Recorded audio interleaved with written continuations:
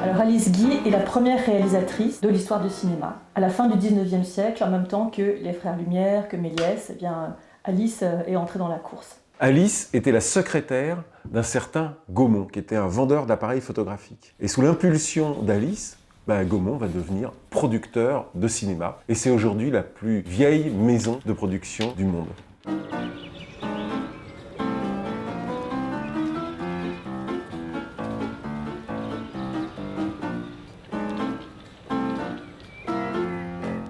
Dans notre processus de création, il y a d'abord la recherche de documentation.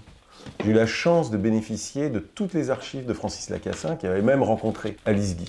La seconde étape, c'est de digérer toutes ces informations, n'en retenir que les éléments romanesques. Cette étape, évidemment, c'est l'écriture d'une continuité dialoguée, de la naissance jusqu'à la mort du personnage.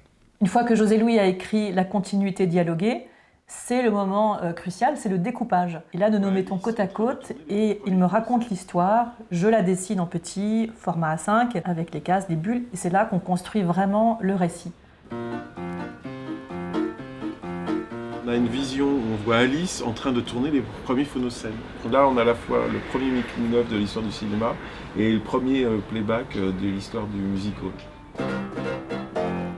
Après vient la partie plus technique où c'est le crayonné, donc je passe beaucoup de temps à dessiner au bon format avec beaucoup de documentation d'iconographie que je cherche soit sur internet, soit en repérage, soit dans des livres. Et je passe après à la dernière partie qui sera l'ancrage où je reprends mes crayonnés pour en faire un dessin finalisé à la plume et à l'encre de Chine.